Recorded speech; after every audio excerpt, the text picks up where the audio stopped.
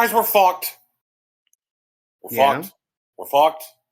How do you figure? We just signed this lease. Senior day is still coming up. Like, we're fucked. We're fucked. You haven't said the part where we're fucked yet.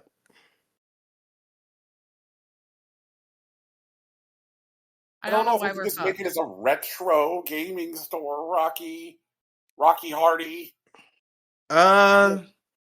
Yeah, okay. I don't know if we're pigeonholed into that yet, but go on. Okay, well, I suppose I should do the business before all three of us are standing on the sidewalk, heating our hands over an oil drum. Oh my God. Please relax. Okay. Please relax. Tegan Somerset, I will not relax. You need to relax. You need to take like 10 deep breaths. It'll be okay. This is how he processes. It's okay. This is his process. Okay, everybody, welcome to Impossible Coin. I'm about to be living under a bridge, and I'm Brian Cartwright. No, yeah, you said that last year. Do you remember when you said that last year? Is that a thing I said on the show last year, or is that a thing I said to y'all? I think you said to us, but either way, I heard it, and that's what I'm referencing right now. Okay, all right. That might have been related to professional tumult. Sure. In which case, I have nothing but I speak for myself only, etc. Yeah. Of course. Yeah. All opinions are the opinions of the people on the show and not tied to any kind of conglomerates that may or may not be listening in. I got you loud and clear. All right. Don't extrapolate our opinions. Yeah. I'll sell you my opinion, but it's for an exorbitant amount of money. Oh, man. That's going to be some Robert Redford and Decent Proposal shit. Our opinions are expensive. With how much money my opinion costs, Brian, you will never have to worry about living under a bridge. Tegan gotta eat. Tegan gotta eat and feed everybody else. Oh. Tegan gotta redistribute the wealth. Oh. Anyway. Did y'all know about Marie Antoinette's fucked up village? Yeah. Marie. I know all about Marie Antoinette's fucked up village. What do you want to know about Marie Antoinette's fucked up village? I want you to tell me everything you know because I am fascinated by this idea. So Marie Antoinette, she visited the countryside once and was like, "Oh, this is great. I would like this at home." And so they expanded the royal gardens and they built a little village where she could stand around in a nice cotton, linen dress and pet a horse and see a goat. And like they had a hermit who would live on the palace grounds to be like, look, how lovely. And this hermit was paid real money to be a hermit on the palace grounds. Because she wanted to frolic and be just a regular, normal village girl sometimes. Wow, And like, honestly, good for her. Fair enough. It's very silly. The whole like wanting to LARP as a regular person, but not actually exhibit any of the flaws of and like trials and tribulations of being a regular person is very par for the course, Mm-hmm. Is it true that it was a contributory straw breaking the camel's back? Word of this thing getting out? Somewhat, but like the flames were already fanned at that point, Yeah. It wasn't anything could have done that at that point, I think, with how everything had been going, Oh. Goodness gracious. I think the president has a McDonald's, like, in the White House, or, like, on the grounds, that he can go to and pretend to be, like, a person. There's a McDonald's in the Pentagon. Yeah, but do you think he goes there? You know what I mean? No. But The McDonald's in the Pentagon is the third busiest McDonald's in the country. I mean, the Pentagon has a lot of employees. That's not super surprising. Yeah.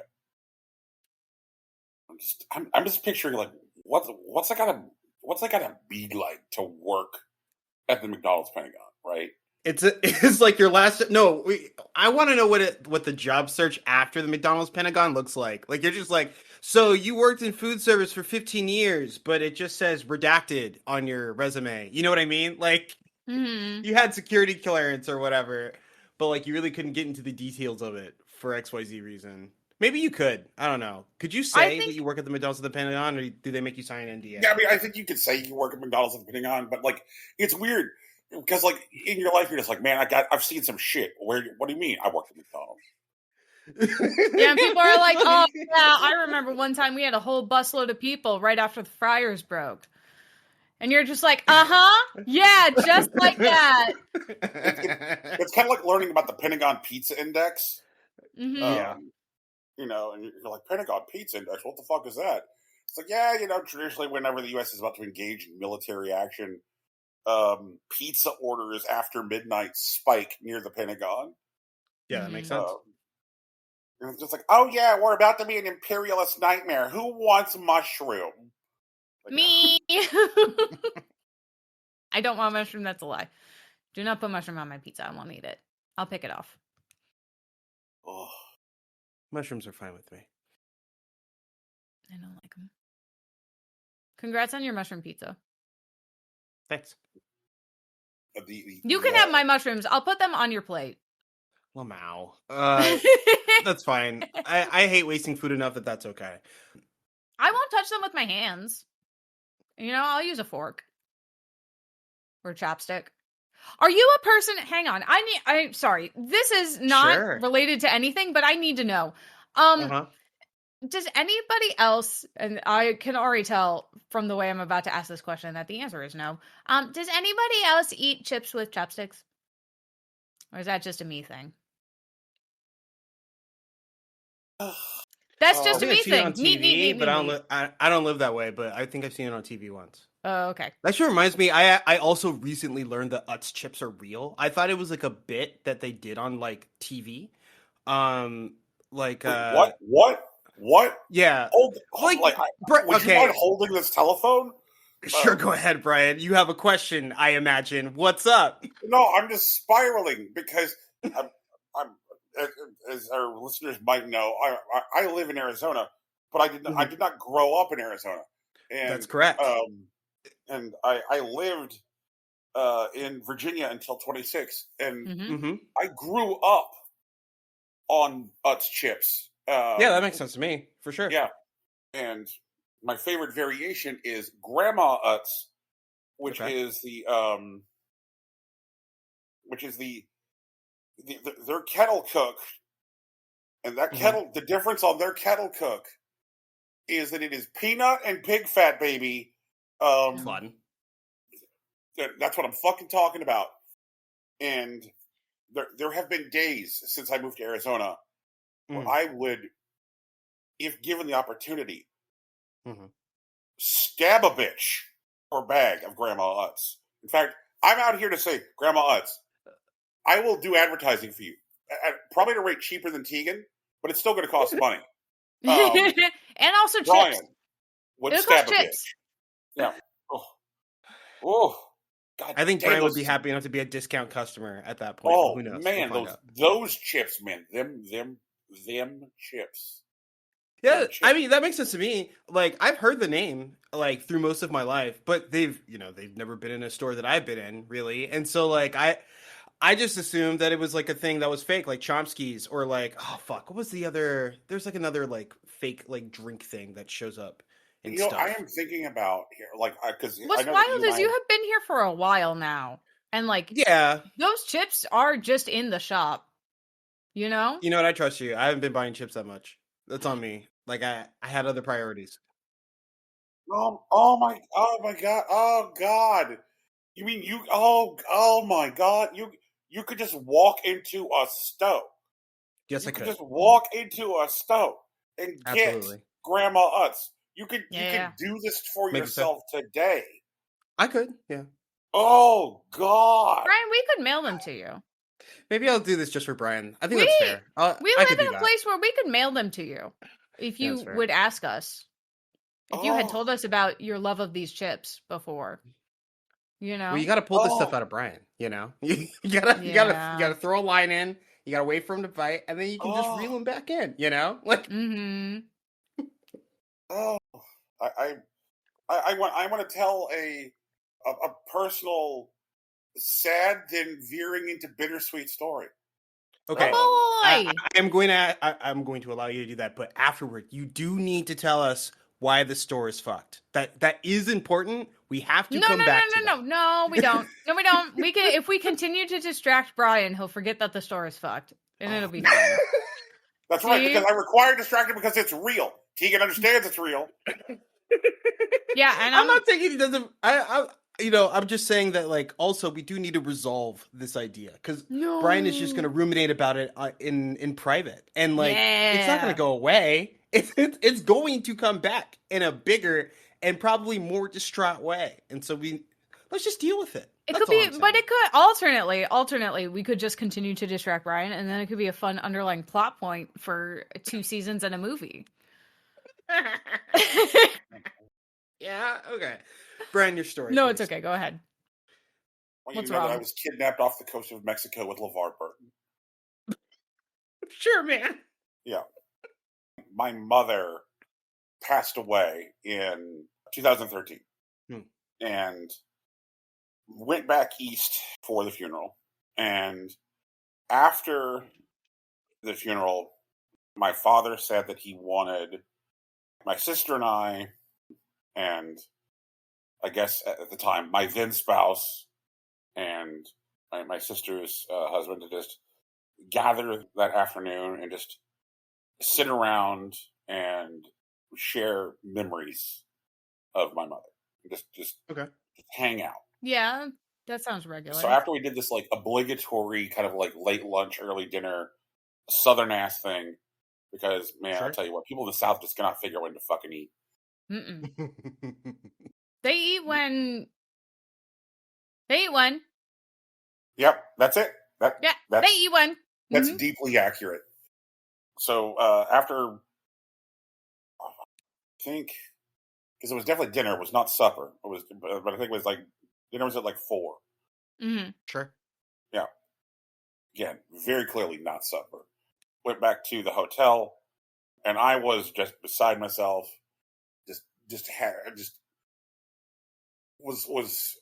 I was the one having the most difficulty like navigating the moment because my father and my sister, I guess, had like had more time to like prepare themselves and ready themselves for this moment because they saw my mother more frequently. You know, like I lived across the country, and the moment for me was like very, very jarring because I had like I guess I had not done much of that emotional work ahead of time. Sure. And so we're all sitting in the hotel room, and I'm just a mess. And then in walks my brother-in-law, my sister's husband, Matt.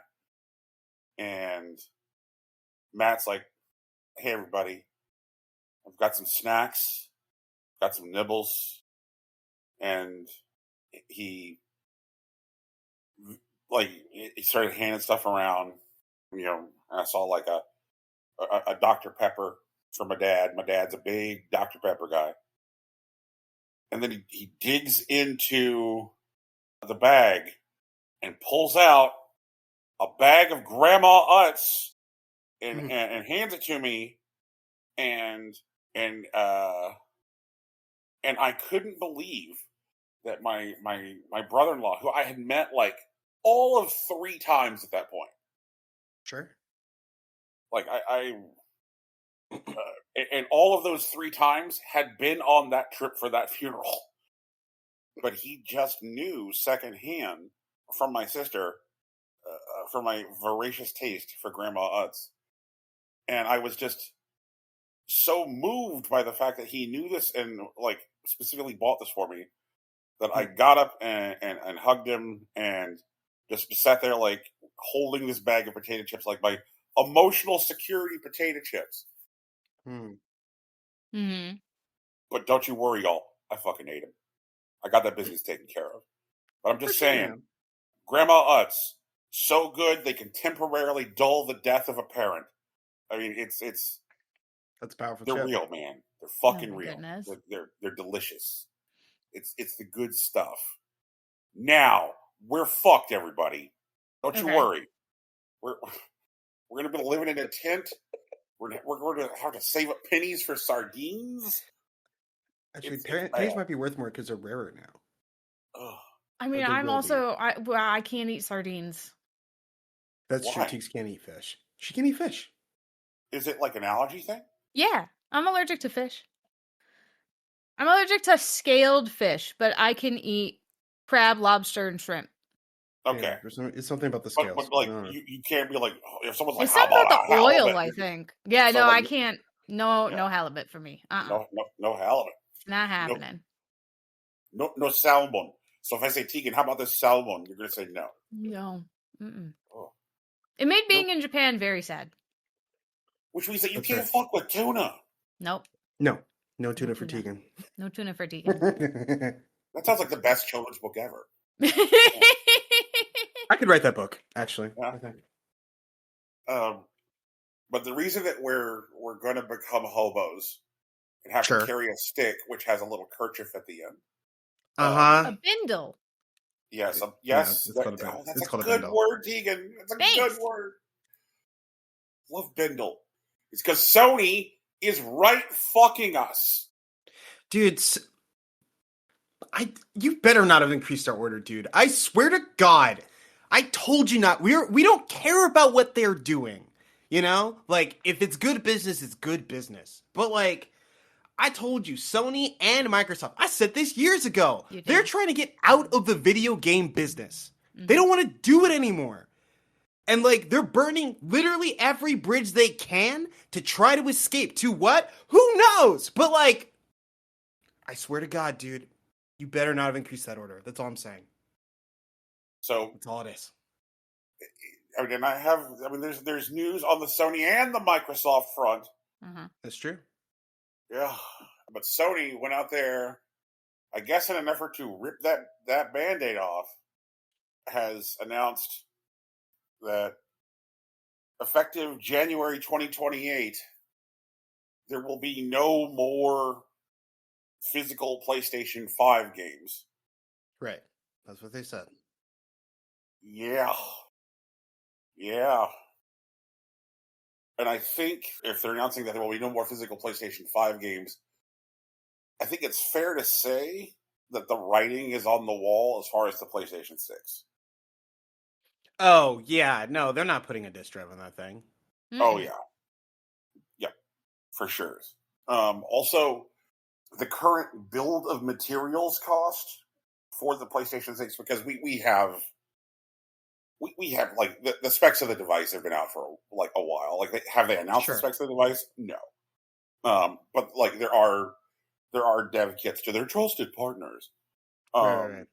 And the cost of the build of material, that's before the labor of assembly, that's before packaging, everything. But the cost of just the raw cost of materials is $900, Yeah, okay. which means that we can expect on the cheap end a PlayStation 6 to probably be like $1,100. Yeah, I'd just go ahead and say 12, but that's fair. Yeah. Yep. Mm-hmm. Cool. So, on the Microsoft front, Mm-hmm. they are currently putting into alpha a thing that will let folks who have discs for the Xbox One and Xbox Series to use their discs to access a digital entitlement. Yeah. Yeah.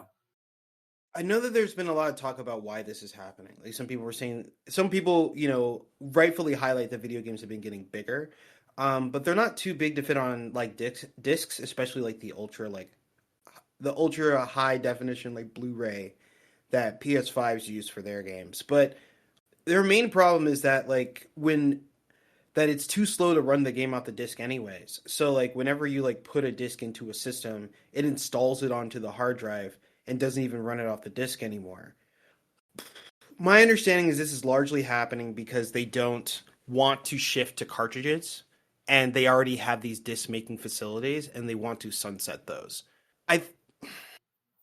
obviously this is going to be like a significant like departure. Like there's no way this diskless era lasts less than like 10 years, but I sincerely doubt that it's forever. I mean, install sizes have been getting bigger at the top end of production. So the games that we would call like quadruple A games. So like your Sony first party titles, your Call of Duty under the Activision umbrella, those are larger installs than UHD Blu-ray. Yeah, but those are like outliers, I think. Like I agree that those probably move like a significant number of units to the point that they're part of this conversation. But like in terms of like volume of releases, they are few and far between. The problem is Mm-hmm. Sony is the company which for the last 10 plus years has been the sole company pushing forward optical media size. And Sony is pulling out of optical media globally. Mm-hmm. They're not interested in optical media development. Okay. They have shut down their optical media research facilities. They're not trying to develop a successor standard to UHD Blu-ray. They're no longer even manufacturing or distributing UHD Blu-rays, period, in some market. Like if you want to buy like a UHD Blu-ray movie in Australia, you can't. And Disney has like historically used Sony's manufacturing facilities to like make their Blu-rays in some markets. But they're not doing that anymore because of streaming. Yeah, and so now there are markets where like Disney has ended their agreement with Sony because Sony's just not interested in supporting those markets like voraciously. So like they're pulling back from disc development because they don't want to support it for any inline business anymore. They don't want to support it for games. They don't want to support it for film because they would prefer you to have a digital entitlement because that costs them less and they're able to make more. Okay. Yeah. And if they're not going to develop a denser standard, Microsoft sure as hell is not going to do it. Sure. Yeah. Yeah. Like during the Xbox 360 generation, Microsoft backed the other standard for like denser data, which was high def DVD. We see how that went. Yeah. Yeah. But then now there's no standard which competes Sure. with Sony anymore. And if Sony's not going to push the needle, then nobody's going to push the needle. The smoke on the street is that the size of the install for Grand Theft Auto 6 is 1.1 fucking terabytes. Okay. For sure, dog. I mean, terabyte hard drives aren't like as rare as they used to be, but it's definitely pushing something forward. Yeah. I mean, did you hear what's happened in Retaliation, though? Okay. Rockstar's made the PlayStation stores remove all of their GTA 6 branding. It's all gone. Oh, that's fun. Yeah. It was like the app, the PlayStation Store logo had like this fun sunset filter on it with like the palm trees. That's gone. All the sidebar branding for GTA 6 gone. Like they want to be far away from this, despite the size of the game. You know? Yeah. I mean, it's fucking hilarious that they want to be as far away from this as possible because it's absolutely evident, like sitting here, like drinking our tea and then reading the leaves, that like Sony thought that this was the moment to do it. Yeah. Because Grand Theft Auto 6 is going to hilariously ship without a disc in the it's Yeah. So like they announced that like, oh, you're gonna get a box, no disc. Everybody freaked out, and then they're like, oh well, it doesn't matter because we're discontinuing discs anyway, and then it's even more freaking out. So fucking dumbasses. No one can read a room. I swear to God. Yep. Well, they haven't been in the room in a long time, if I'm being honest. I know, and you know what? I'm sitting here going, if this is how they fail, fine. Yeah. You know? Good for them. You fucked it up.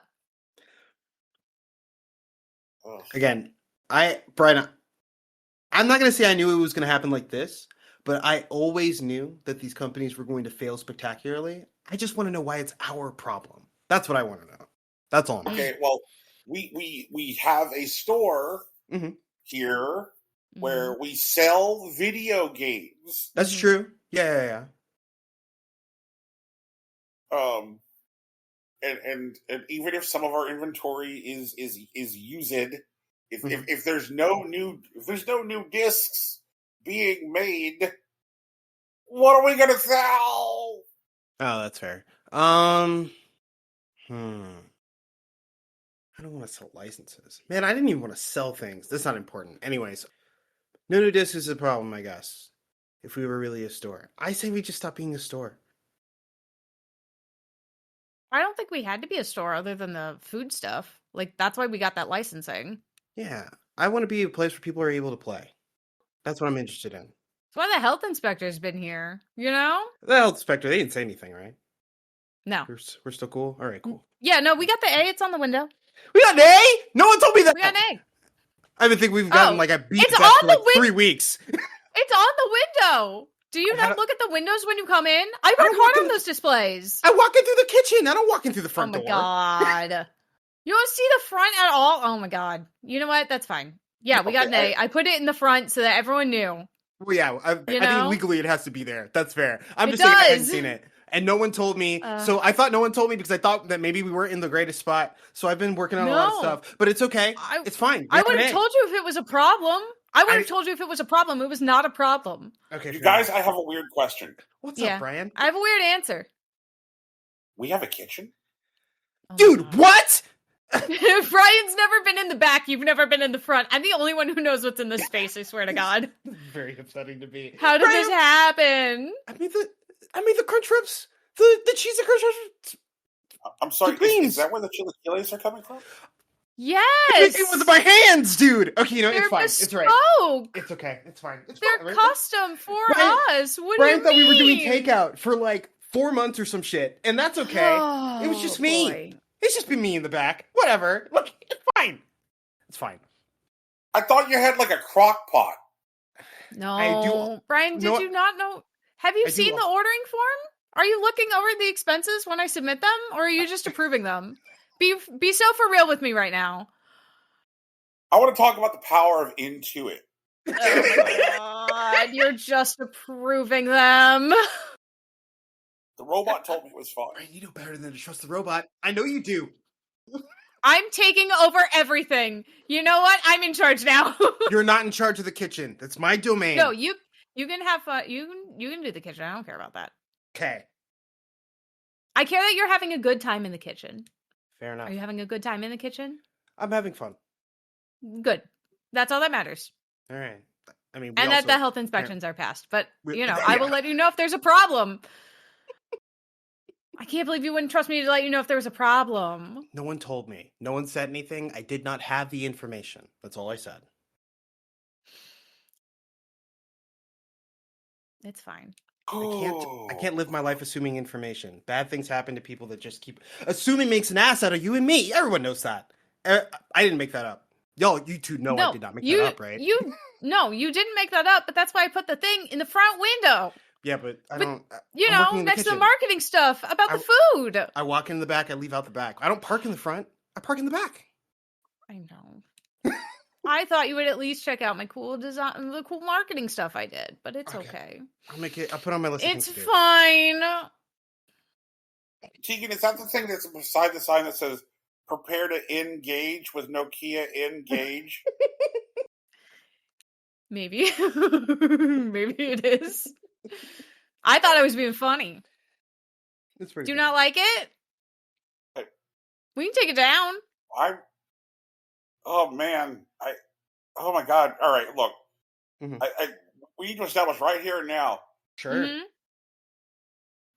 That if any one of us thinks that any part of this space is at any point a bit, we have to verify it with the others. Otherwise, we're gonna discover shit like there's a kitchen. Dude, I swear to God, on the first day, Ramblers, roll the tapes. I swear to God, I was in charge of the kitchen. That's what You did say that. You Oh, wow. did say that. And And then I said I'd make sure I ordered whatever you put on the list. And I have. That's true, Tegan. This is not your fault. That's fine. I also showed up on the day when we were meeting our neighbors. I brought accoutrements that I made in the kitchen that we have in our space to serve our community. Which again, is our mission. Not selling video games, whatever that means. It's being what these people need. That's part of the reason this space is so big. It is also very big. You know what? Never mind. I forgot how big this place is. Fred, I forgiven. put the kitchen. Okay, So you're All gonna of get the this is not things your that we were fault. talking about. Oh my god. okay, Rocky, do you remember last week when you carried that fucking armload of napkins in the back, like paper Yeah. napkins? Yeah. Yeah, and you said, you're like, I'm going to go ahead and put these in the kitchen. And I replied with, yeah, right beside the roller rink. Did that maybe tip you off? I thought that was weird. I didn't read into it. Oh, okay, all right.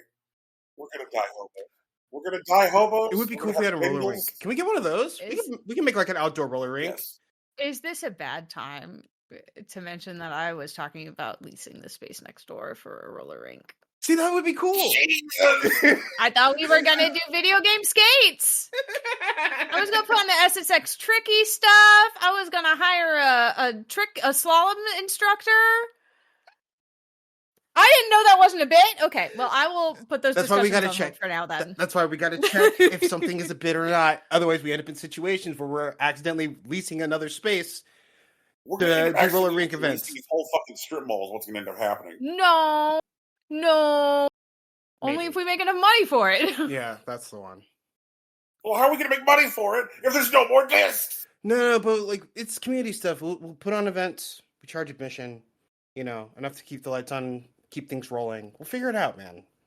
It's okay. We don't have to be a store if we don't. They don't want us to be a store. Sony doesn't want us to be a store. That's okay. That's their business. We'll find our own business. We'll figure out ownership, man. Shit.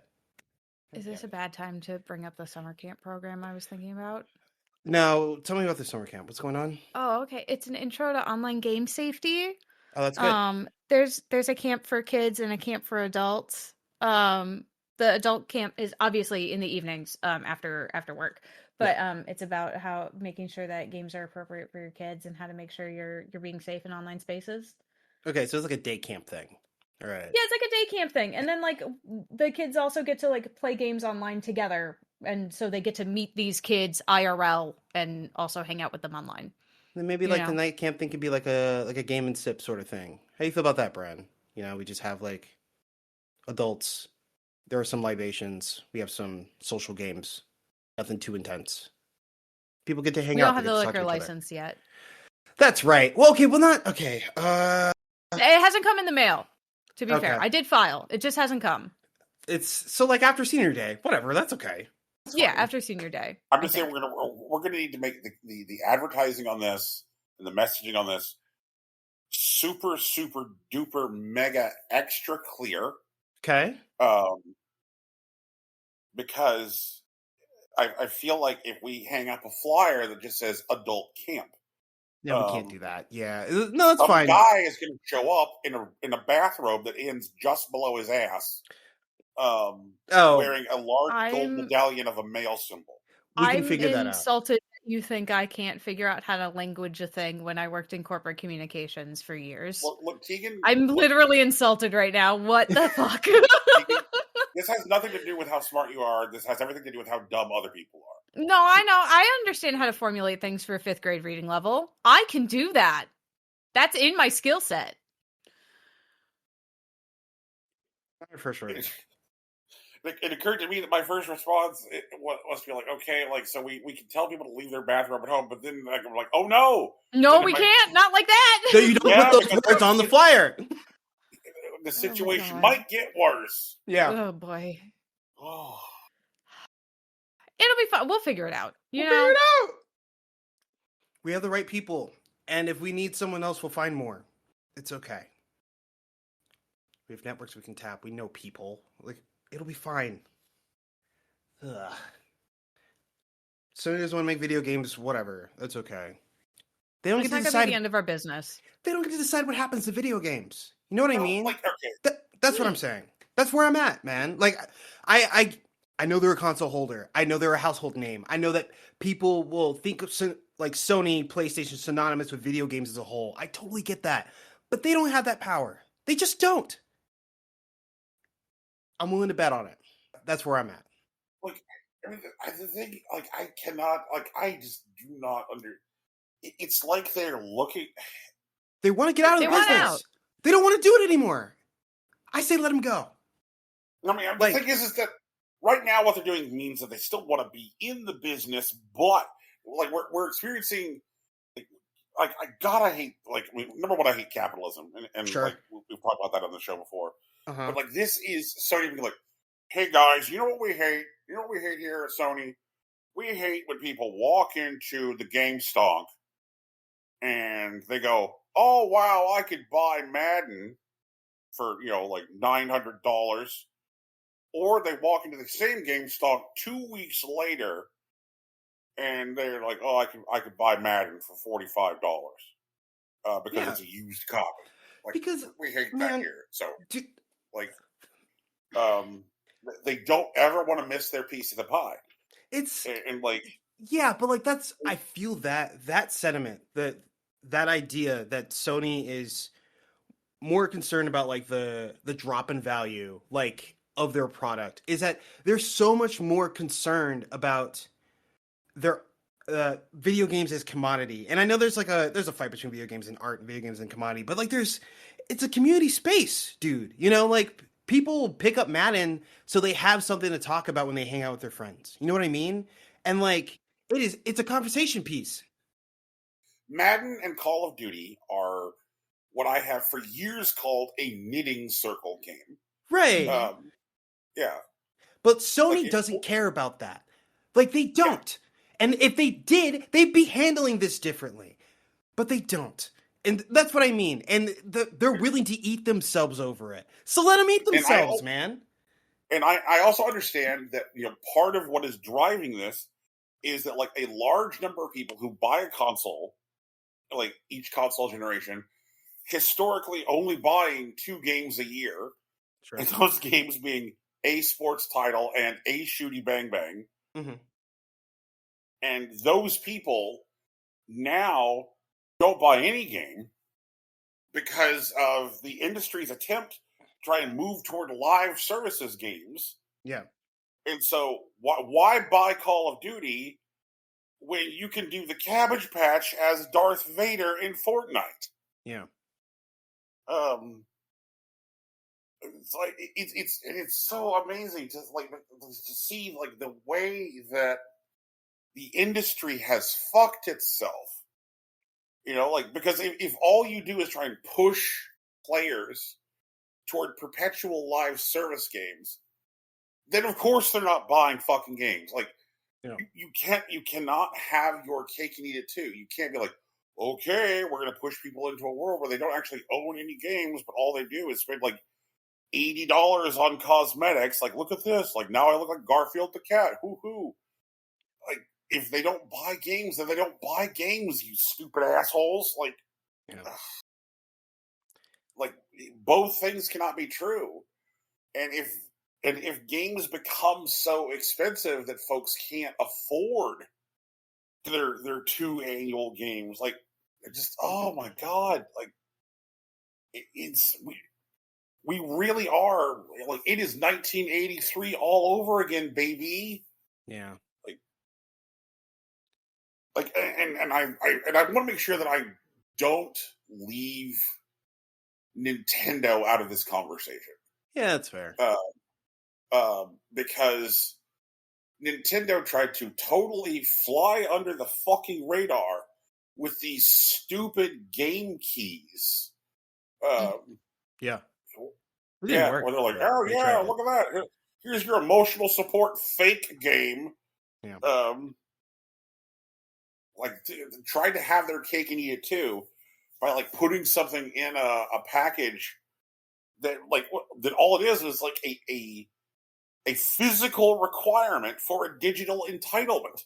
Yep. Which might even be fucking worse. Well, I mean, it's up there for sure. I sincerely wonder, like, if the Switch 2 had shipped like maybe 12 months later, 24 months later, would it have a cartridge slot at all?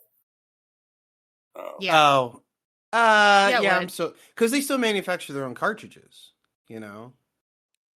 Maybe if this stuff with like Sony and Microsoft had gone over better, or they had like communicated, and like Sony said that they're getting rid of physical media, and then Microsoft says that we're not going to support it either, and then Nintendo decides to go along with them. But like historically, that hasn't been the case, right? Like, if we're being honest, if like Sony and Microsoft tend to shift technologically in one direction, Nintendo seems to go some other way, even to the point of like redundancy, like they were like what 5-10 years late to the like online like gaming service or whatever, and we definitely clowned them on the show for like going out of their way to try to reinvent the wheel. Like, like Sony and Microsoft figured this out 5-10 years ago. Why can't Nintendo just copy paste their stuff? And it's because they were never going to, Yeah.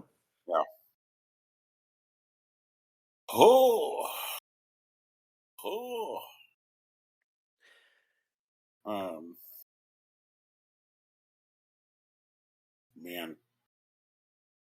Like, Brian, worst comes to worst, if we end up, if this space doesn't become, like GameStop 2, I think that's fine with me. If we end up reverse engineering like a community arcade, I think that could be fine.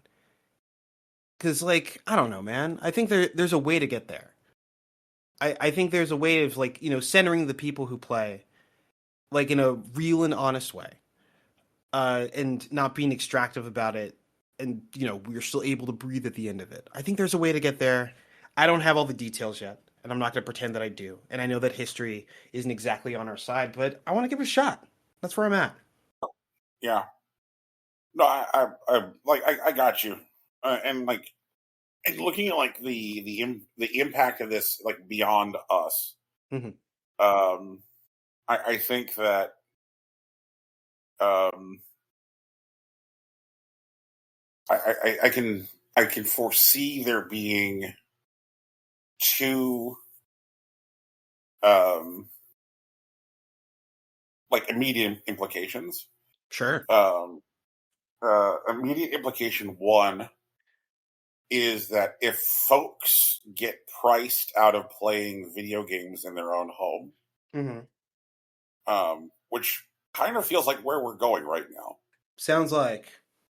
Yeah. Then we may see a return to arcade spaces where people can go and spend money somehow to play games in public shared spaces, because the public shared space is shouldering the cost of the hardware. Right. Yeah. So, and like there have been multiple times in history where our arcades were a big deal. There was the arcade boom of the mid to late 70s to early 80s, and then the arcade renaissance of the 90s. And am I treating you guys like you're too young if I say, like, do you have many memories of the arcade renaissance, kids? I've never been to an arcade. I wouldn't call it a renaissance because that wasn't my experience, but in context, that makes sense. I just didn't have it at the time. So when the arcade renaissance was happening, the Street Fighter Mortal Kombat era, like what was your experience? Did you not get to like walk into like thriving arcades? My arcades were usually associated with pizza places. But like actually, yeah, I think there were just arcade machines and various like establishments growing up, but I don't know about a bespoke arcade space where I was. There may have been like a couple, but no Aladdin's Castle or anything like that. No, not really. But like we had stuff like, Pistol Pete's and Peter Piper, and like they had like a floor that was literally an arcade, while like they had Yeah. a large array of tables for people to buy and eat pizza and drink pitchers of beer. Yeah.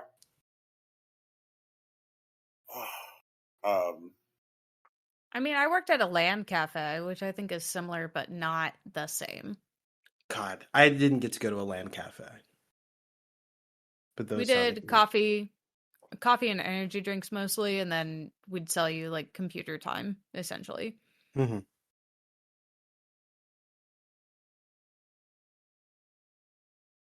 Man, I'm just thinking about like the way different markets have emerged and how,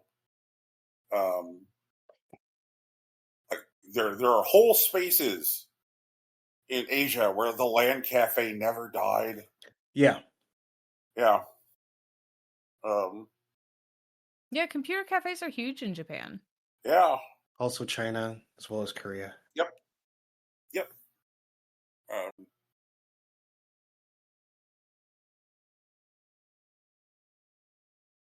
Do you think that has to do with like the available floor space in a home? I could believe that.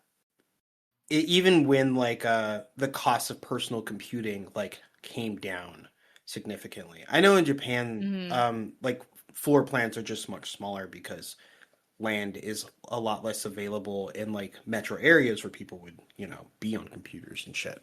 Mhm. Um like but the states didn't exactly have like the land problem, but like, networks were uh being connected given how powerful Time Warner, now Spectrum, and Comcast, whatever the fuck it's named now, was like laying cable everywhere.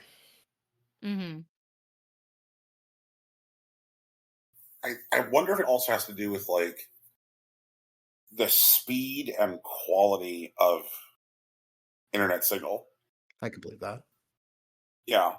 Like it, like looking at like America as so often as it does loves to be like, oh yeah, man, we're exceptional. Meanwhile, like our actual internet quality signal is like dog shit compared to Korea.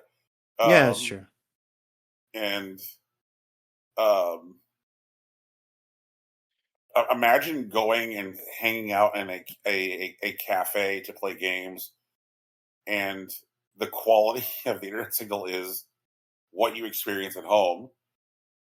Like right now, my opinion would be like, man, I could just do this at home. Right. But like if the signal is like significantly better, then that opportunity to like get into like a larger shared space becomes more attractive. Then I might want to be like, yeah, I'll meet up with the boys at the cafe and play some StarCraft. Well, it was also like that was a big deal, like with like Korean esports. Like I mean, like definitely region to region. Like they usually just have like better quality signal, and like even players from like other regions will routinely make like the pilgrimage to like Seoul and just sit in a land cafe or like you know a leased apartment with like guaranteed like high quality internet for like months at a time to like hone their skills and shit. Mhm. Yeah. Oh yeah. So Return of Arcades. Sure. What was the first thing that I said I that I anticipated would emerge in the market. Mm-hmm. Um, and like that is also a thing which is true in Brazil, because Shoutouts. this all has to be considered to the fact that like you know part like what is driving a lot of these market considerations, in addition to Sony's insistence that it does want to develop like a larger optical standard, Mm-hmm. is the price overall of hardware is higher because we live in this hellscape where people want to create robots that will lie to you about the number of states in the United States. That bubble can't pop fast enough, man. Man, there are 54 states. Alabama, Mars, C,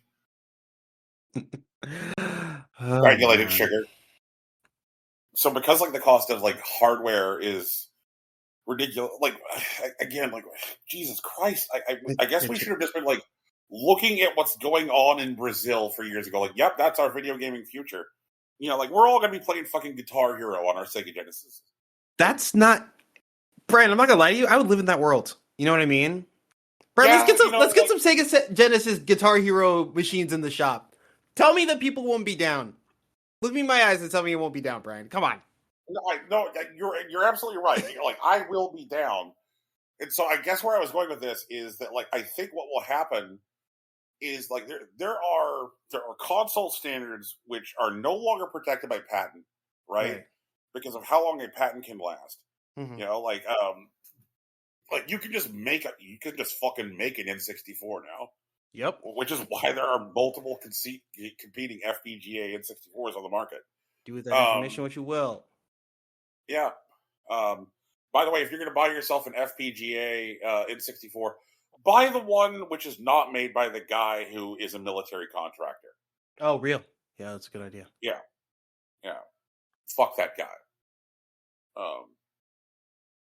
So buy the one from Analog. A lot of free advertising on this episode. It's fun. People need to know. Yeah. Informational versus free advertising, you know? Yeah. Fair We're not enough. shilling. We're telling the truth. Mm? Yeah. We're informing people of their options. We're doing a public service. Us. And the PlayStation 1 is also now in a space where people can just make PlayStation 1s. Mm-hmm. Like I've been following the offering of a PS1 device, an FPGA PS1, Okay. and I'm like, is the future of gaming going to be a resurgence for development for consoles,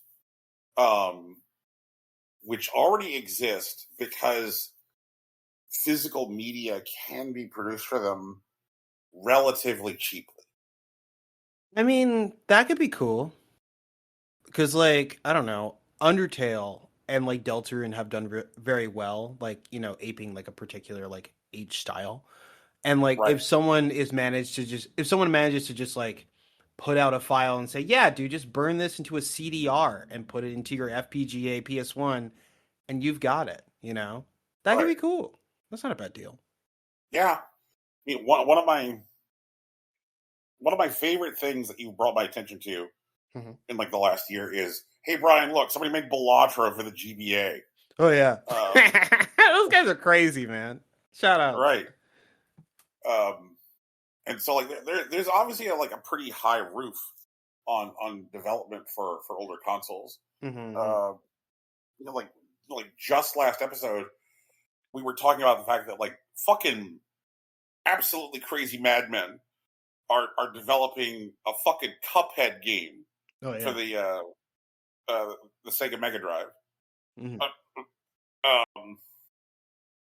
So like, is that because for a lot of these older consoles, the things that are making hardware expensive now, like, aren't even a part of their like components, their constituent components. Right. Like they're not competing for storage. Like they don't have, you know, fancy modern graphics cards. And so you could make a metric shit ton of like new Super Nintendos or new PlayStation 1s and not really be competing in the same hardware market Mhm. as like say modern PCs or modern video game consoles. Right. Yeah. And God, if you make those things able to talk to the internet, Mm-hmm. I honestly think a lot of the boys TM would be happy to sit around and have their knitting circle game be GoldenEye again, as long as they could talk to their friends online. Brian, we got to run our Windjammers tournament.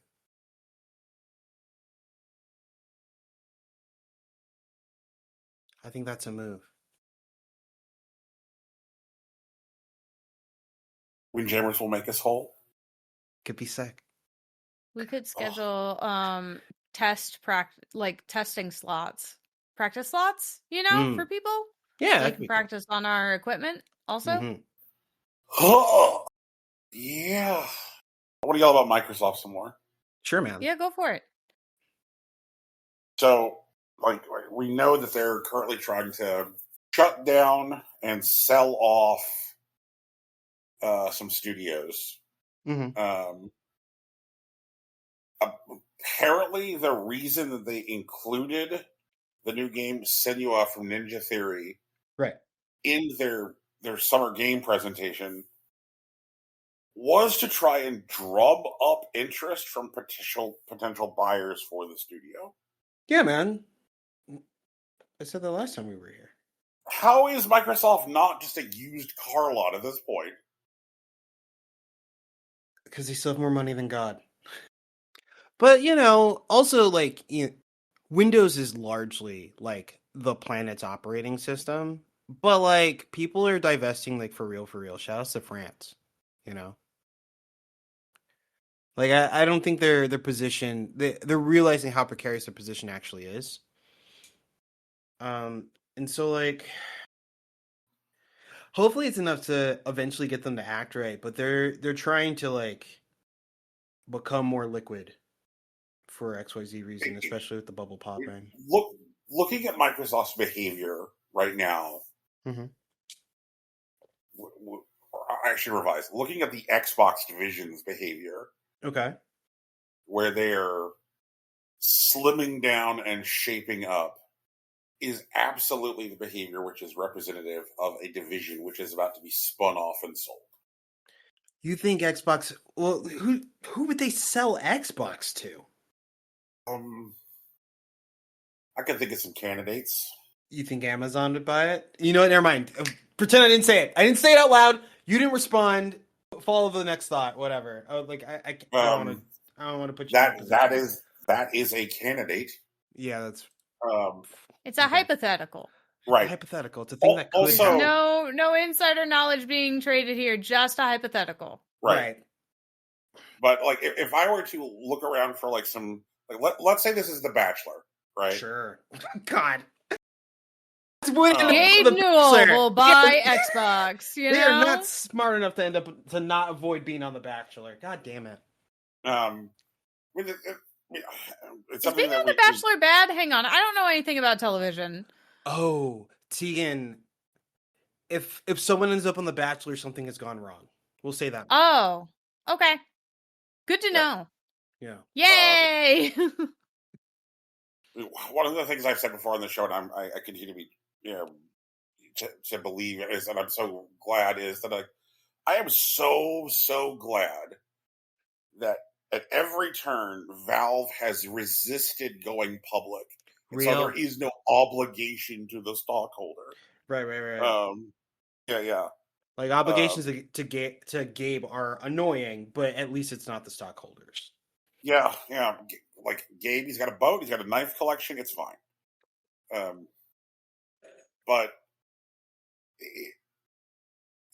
So companies that would have an interest in purchasing the Xbox division. Mm-hmm. Rocky said a big one. A company that has tried to crack the gaming nut, right, and has not successfully cracked the gaming nut. Man, I'm not. And imagine purchasing the gaming nut as a turnkey operation. Except it wouldn't just be turnkey; they would start doing stuff. They sure would. They sure would. And we've seen some of that stuff with the way that they're managing Tomb Raider right now as a property. Yeah. Because we stumbled into the timeline where they own Tomb Raider. Yep. So we've got a little mini preview of that now. Another company which has made some pushes into the gaming space and has the cash on hand, and would like to have a box in every home. What about your Apple Xbox? They do have the cash on hand. Gross. I don't want an Apple Xbox. I don't even want an Apple phone. Somehow. One of the things that Apple has been hunting for a while now is something which has the device ubiquity of the of the iPhone, of the iPad. They're looking for those ways to get into homes where people use a Microsoft PC or an Android phone. They want to get people, like, they look for that hook to get people into the Apple ecosystem. Right. And and we know that they have been patient and diligent with their games division. They've only bought one studio with their games division, Rack 7 Games, and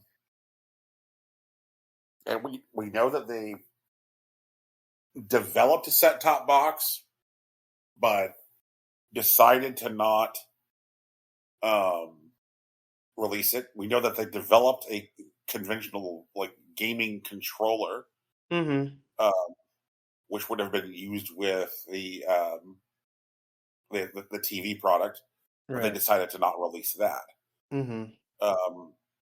The appeal for them, I think, is again turnkey, and that they could integrate it into their existing ecosystem.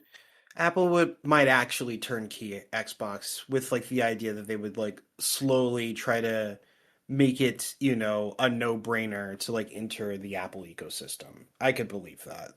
Yeah, and there's so many ways that there's some real opportunities for them there. One, if they took over, then they would have the ability to be more iterative on hardware and then move the Xbox to using Apple Silicon.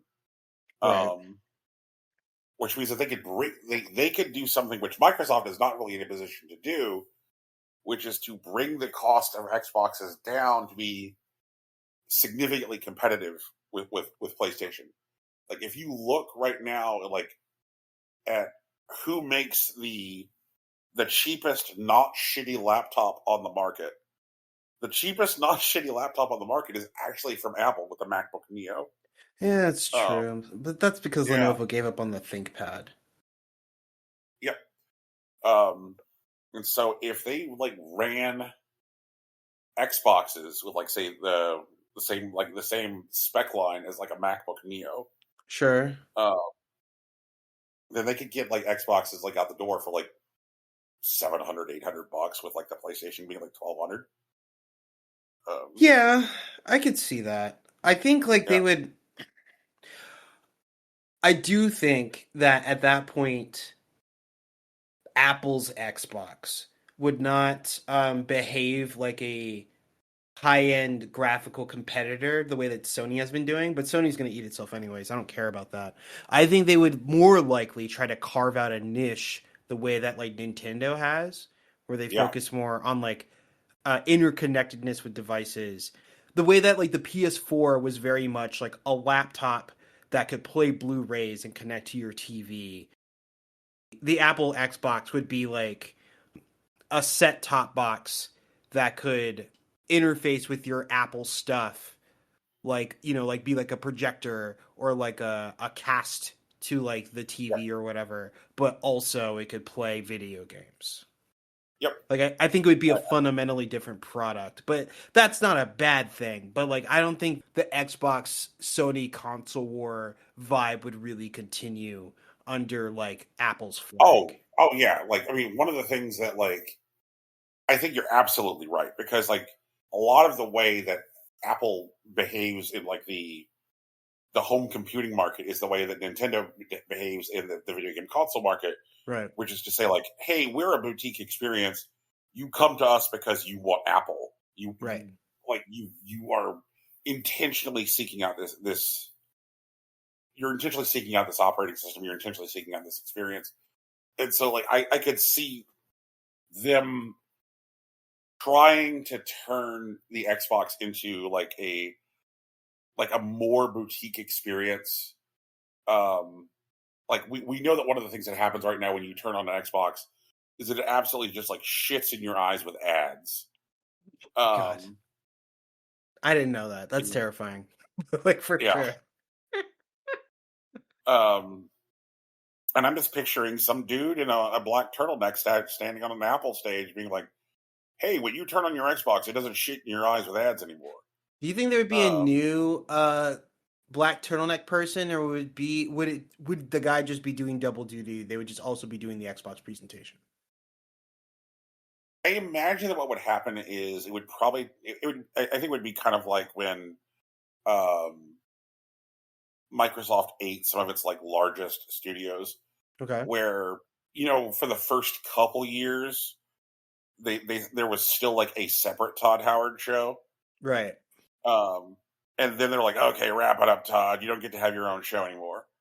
And then after 2 years of Todd Howard still getting to have his own show, then they would bring out Todd Howard onto the Microsoft show for a bit.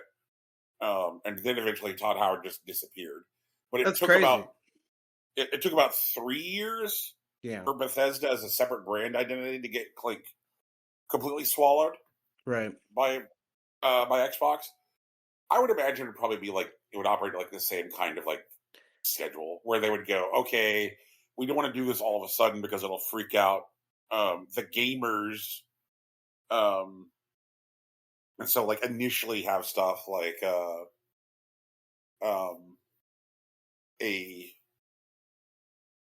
separate presence, but I think eventually you would see like the Xbox stuff being like very Apple branded. But I think it would start to get called stuff like it's time for the Apple, Summer Games Showcase. Yeah. And they would probably talk about stuff like across all platforms and all devices. Mm-hmm. And one thing that Sony can't do right now and that Nintendo can't do is they can't say like, hey, we're also the thing in your pocket that you carry everywhere. And so like if you had that set top console and you also control like 50% of the phone market, you're able to leverage that into some like ridiculous integration. 50 still sounds like too much, but I'm with you. Because like last time I checked, it was like 12. Of the phone market? Yeah. Let me check. Do we want global or US? I'll take whichever's fastest. I don't care. Like I truly don't believe that every other phone is an iPhone. Like that doesn't make sense. Like there's just way too many like Android spin-offs.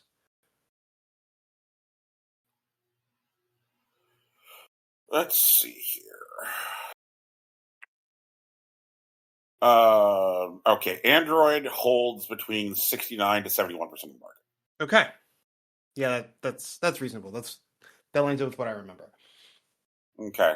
Yeah, so there's about 1.5 billion iOS users. That's significant, for sure. Yeah. Oh, sure. But man, if you there's definitely neat stuff you could do with integrating phones and consoles. For sure. Yeah. Like it would be neat if like someone took like a real swing at the integration that was like possible on say like between like the GBA and the GameCube again. Or even just like the kind of stuff that like the N64 did with like Game Boy Color and like Game Boy Carts. That was also cool. But like the possibilities are there. Like it's obviously expensive is probably the reason why it's not really happening nowadays. But like it could be cool. Find a way to not do it so expensive. So like those are two suitors that make sense. Let me give you another nightmare suitor. Sure, let's do it. Is it Embracer? I'm kidding. Allow me to introduce you to the nation of Saudi Arabia. Oh, yeah. I keep forgetting they're a going concern. Oh, man. Yeah. Yep. And they routinely just buy things. Well, they have the money. Yeah. They just do. In the most recent way that they've injected themselves into the gaming ecosystem is acquiring Electronic Arts. Yeah, I heard about that. Yeah. And so I mean, so various things like Electronic Arts and SNK are now the property of Saudi Arabia. Yep. And the pockets are seemingly endlessly deep, and their ability to get lines of credit are based on the fact that they're a fucking country and not just like a single like corporate entity. I mean, the oil isn't great. I kind of can't believe that we've gone from like EA Sports challenge everything to EA Sports challenge everything except the reliance on oil, Yeah, that's fair. Except the government that has purchased us, please. Haha, thank you. It sure is interesting. Yeah, it's definitely a time. I don't think that should be allowed, but what do I know? Video games aren't bigger than oil yet. Maybe one day. I don't know how we get there though.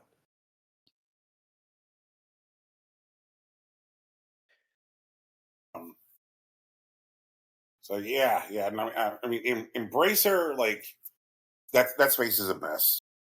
Yeah, because like they were basically they kept on buying things in order to try and turn themselves into a package in order to get bought by Saudi Arabia. Venture capital doing venture capital things. Yeah, and then that didn't happen. Nope. But part of Saudi Arabia's mission is the acquisition of things that people like in order to soften public opinion on Saudi Arabia. I mean, I've known that for a while, but like I feel like owning the company that creates Madden and FIFA is going to soften like a lot of criticism against them, and that's a bummer. Because it's not like people are just going to stop playing Madden and FIFA, That's not going to happen. But, like, hopefully there are just, like, compelling alternatives that show up. Like, if video games needs, like, the Popeyes chicken sandwich, you know what I mean? But I don't know what that looks like. I don't know what you mean. Oh, Can you say more words? Sure, yeah. There was a whole thing about Chick-fil-A. Brian has talked about that maybe it's time to forgive Chick-fil-A, and that might be the case. I don't know. But anyways, no. When Chick-fil-A was being blasted in the media because their owners were giving money to like anti-LGBTQ campaigns in Africa that were like leading to like the murders and like transplantation of LGBTQ communities in African countries, there was a largely successful boycott of Chick-fil-A in the States, despite how good their food actually is. There were a lot of people that were still on the fence because the chicken's just so good, and it was a cultural touchstone, the question of the Chick-fil-A sandwich. But then Popeyes, who doesn't have that baggage, released their own chicken sandwich. And there were a lot of people that rejoiced, mostly because Popeyes now had a new thing on their menu, but also that they didn't have to ask that question anymore. You could just go to Popeyes instead. And it would be interesting, now that EA is owned by the Kingdom of Saudi Arabia, if there were compelling alternatives to Madden and FIFA, just like good sports simulators. Sure, go ahead. EA no longer has the FIFA license. That's true. Yeah. No, EA does not. Yeah, that's right. They don't. They did fuck that shit up. Oh my god, I forgot about that. They're not allowed to be FIFA anymore. Yeah, they can't be FIFA anymore. Do they? They still have a sport. They still have a soccer simulator, don't they? Yeah, Yes, they yeah. do still have a soccer simulator. It's just not Yeah. FIFA. They can't use the FIFA branding. Right. Yeah.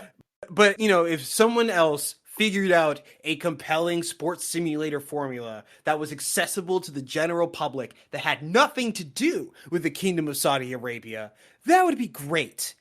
But I don't know who does that, and I don't know where it comes from. But that would be a satisfactory resolution to the current situation. Kingdom of Saudi Arabia, RE, EA Sports. Oh. Thank you. Of course. Chick-fil-A is very good. So, like, I was very confused Yeah. No, that's fair. for a hot second. Yeah, no, I mean, that's fair. Like, there was missing context. I was just Yeah, glad I was just able like, to deliver what do it. you mean people were... What? Yeah. Okay. That makes more sense. I mean, people like the sandwich, I guess. I remember there was a whole thing, because I can say this. I went to NYU for a while, and one of the dining halls was actually a Chick-fil-A branded, like, space. And there were people that ate the chicken sandwich, like, every time. And I think that was, like, I think it was before this stuff came out about them, but they weren't generally liked. But there were a lot of people that were very excited because you could get Chick-fil-A in New York City. And for a while, I think it was the only one in New York City. Like, it was the only Chick-fil-A north of the Mason-Dixon line, or people like to say, or whatever. And that was a time for sure. Okay. Learning new things every day. Well, it was a big place. Oh. Actually, I got something to yell about, if it's cool with everybody. Yeah. We've been playing this game, Meaning of the Hollower.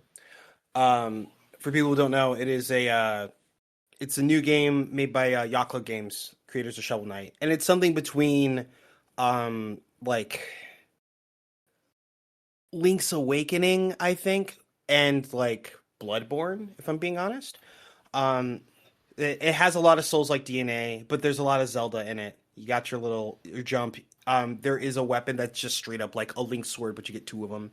And there's a lot of stuff happening, and it's a very cool game. It's open world. There's a lot of stuff to do, but I want to talk a bit about the end of it.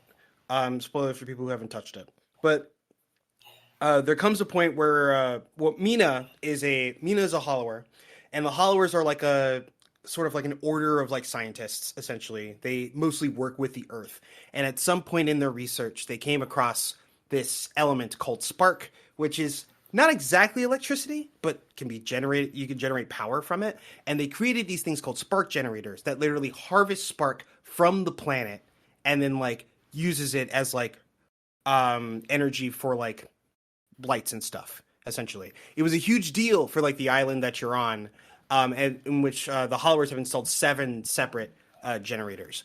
And there's this guy who owns this manor that houses the 7th generator. They call it Radiant Manor. And they go out of their way to make his first introduction the moment that he's opening an orphanage in his like manor. But he's definitely the antagonist in this story. It takes a while for that to like really become clear. I think they do a good job of it. But as you move around the island, you find that like a lot of the island is like in disarray, and the Lionel and his manor are largely ignoring it or enabling it.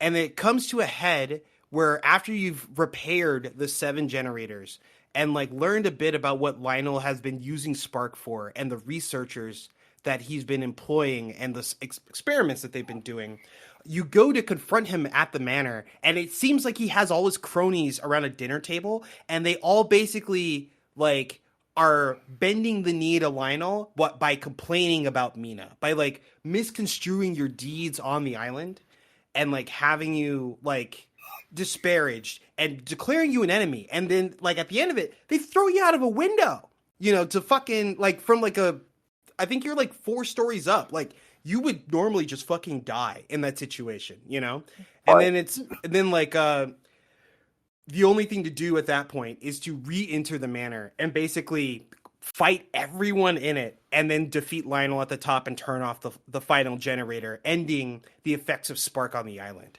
However, about a week after the game came out, Yacht Club Games put out a message saying that there's a secret ending called the Blameless ending. And it's a laundry list of shit that you just can't do, you know? And now that I've like seen what well, let me take a step back. At first, I was excited that there was a secret ending, you know, because I love going after secret endings. I love jumping through the hoops to try to find the best thing, because usually the secret ending is the way that you are able to resolve all the conflicts of the story in like a nice bow kind of way. But that's not what this is. This Blameless ending is asking you to like turn a blind eye to all the shit that Lionel has in play. And when you go to the dinner party, instead of being blamed for all the shit that you had been doing over the course of the video game, no one has anything bad to say. And then Lionel offers you a spot in his empire. And then it goes straight to credits, and like you basically destroy all of the opponents of Lionel's will, and now he has a pet follower, and that's the end of the story. And I was like flabbergasted, because what they decided to do is basically tell you you can either eat shit for trying to help the island and do the right thing and turn everything off, or you can just skate on by and like become a part of the machine that keeps it all going. And I was like, wow. I don't know of a lot of games that have multiple endings that are brave enough to do stuff like that anymore. You know, to make you jump through hoops to like, you can jump through hoops to like get a different ending, but it's not better, you know? Like it's not like the answer or whatever. But like in doing so, you are avoiding all of the problems that are in place rather than solving them. You know? Yeah.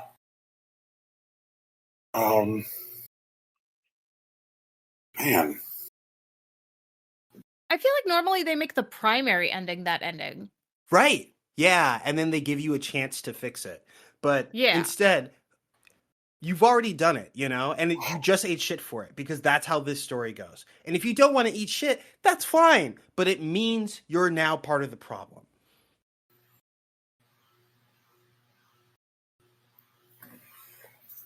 With the Hitman World of Assassination trilogy, Okay. when you get to the end of the last mission in Hitman 3, capping the trilogy, ending the story, there is a guy named Arthur Edwards who's at the front end of a train, and when you get to him, there is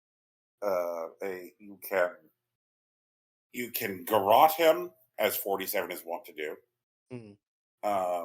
At this point, you have acquired your trusty silenced silver ball or pistol. So if you want to, say, shoot him in the head, you can.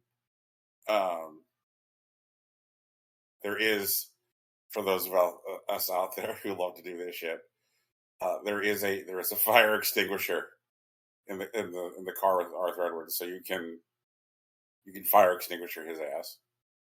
But one of the things that happens when you reach the end of the game is confronting Arthur Edwards. Okay. And he shows you a syringe filled with the serum that was developed by 47's 5 genetic fathers. Because 47 is the result of genetic experimentation. Okay. And when 47, like, there's a large portion of 47's life that he cannot remember, because there was this serum developed by his 5 fathers that would wipe his personal memory, so that way all he was a blank slate with skills. Mm.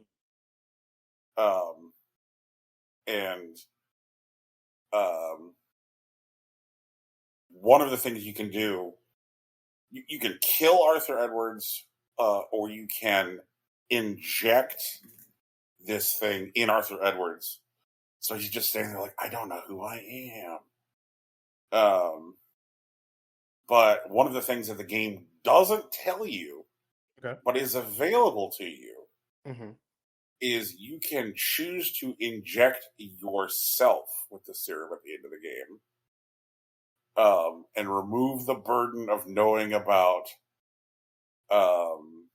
the Ark Society and the Constant and the shadowy hand that has like secretly controlled the assassin organization that you work for.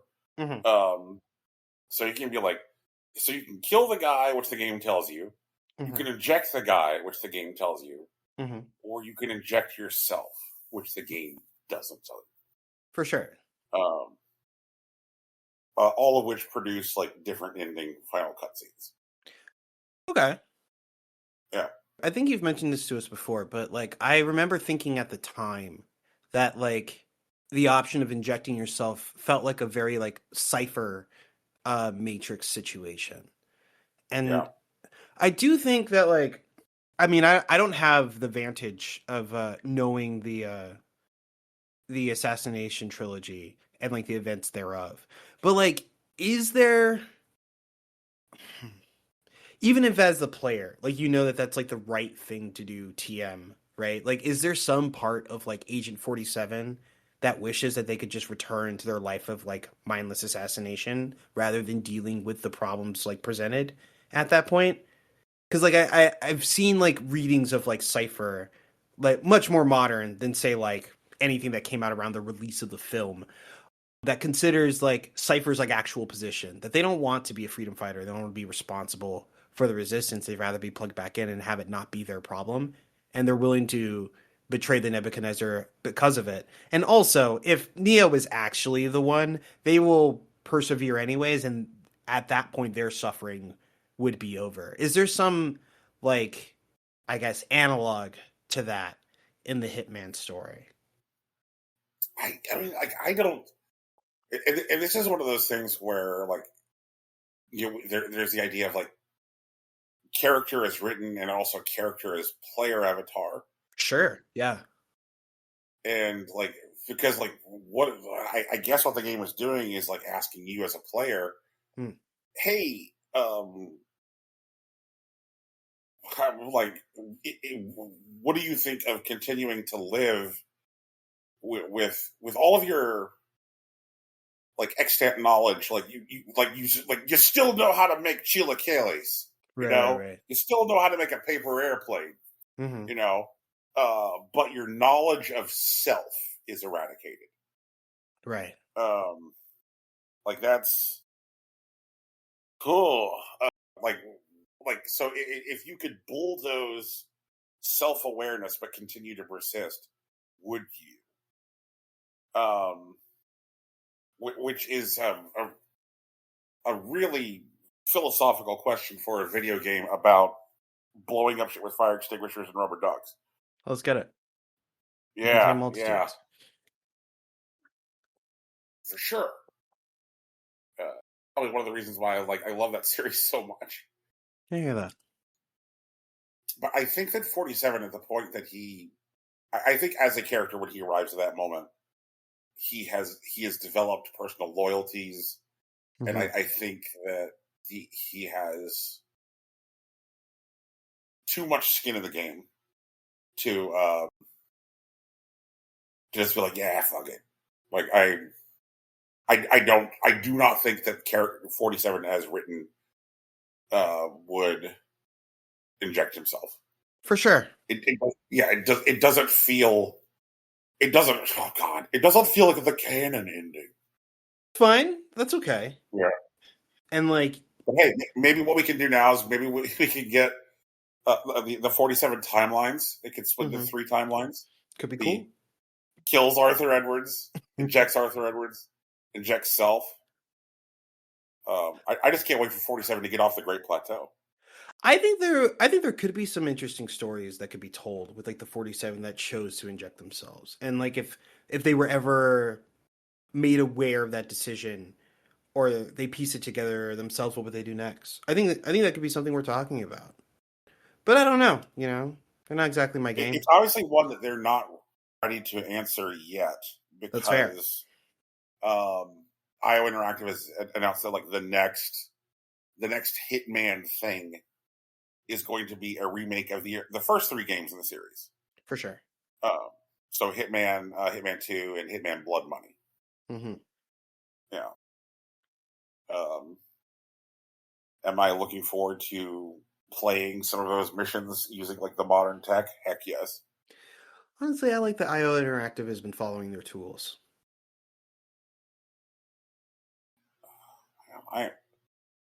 I just continue to be tickled pink that they're doing so well, and that they are doing so well while also doing things like keeping the cost of game development lower, and like we need more healthy AA studios. That's true. Yeah. The trajectory of the industry right now is 1.1 terabyte installs. I mean, that's just Rockstar. And like Rockstar does well because they also follow their tools and serve their audience, And like they're also not beholden, which is a big deal because there's a lot of like AA studios that end up getting absorbed because, keeping the lights on is difficult, Like I kind of wish I still lament that like Double Fine actually signed the deal with Microsoft, but I didn't feel great about it at the time, but like what I'm feeling now is more hindsight than anything. I wouldn't be able to talk them out of it at the time if I would have, if I had the chance. But like there were a lot of studios that like felt like having the shelter of a platform holder was like worthwhile, and like right. That's a hard argument to shake. But the ones that go it alone, like they seem to be doing well for themselves. I still think about Supergiant. Like Supergiant's fine, Yeah. I feel like some of that also depends on how healthy the company was before, Yeah, absolutely. And I don't know that Double Fine would have been able to make it without the shelter of a, Yeah, I'm not sure myself.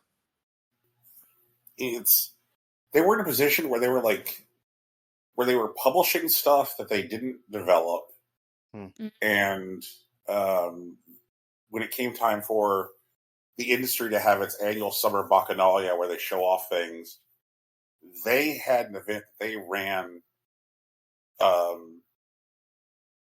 called Day of the Devs.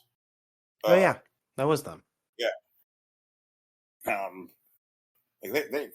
They were like a key indie tentpole. Mm-hmm. And it was one of those ones that like when Microsoft bought Double Fine, it was about buying the prestige of like a successful, critically acclaimed independent developer. Right. I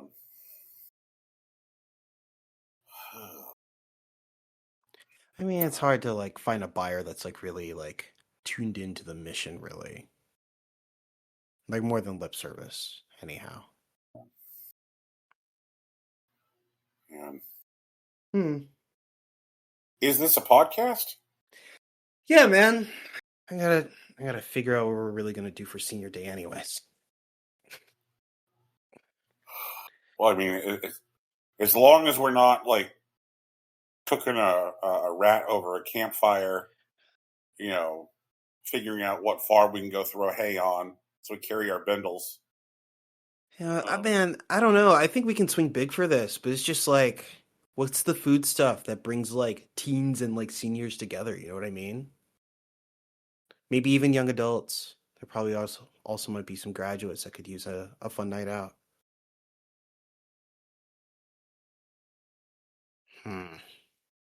I'll think on it. I'll come up with something. Cool. If anyone has any suggestions, you could just send them to us on social media. Like we'll pick them up somewhere. I'm on Facebook and Instagram. Brian's on Blue Sky, Tegan's on Tumblr. It's all on Possible Coin. And we got to say thanks to Big Sach, friend of the show, creator of the music, the beginning and the end of it. You can find them on Bandcamp, betweenrooms.bandcamp.com, or their solo work on SoundCloud at soundcloud.com/BigSachNJ. And also the logo that we have, which was, I almost said gifted, but that's not exactly it. We did pay for it, but it was created by Lauren Moran. And you can find her on social media at Lauren Moran, and she does have a Patreon. She does really good work. And if anything comes to mind, but you can't quite find our social media, we have a Discord server, and we are on Twitch a few nights a week, and also Saturday mornings, if something comes to you then. You can find us at twitch.tv/impossiblecoin, and that's where we'll be. That's what's going on. But for now, that's us. That's the show. Cool. Peace. Bye. Thank you for podcasting. It's official. You suck.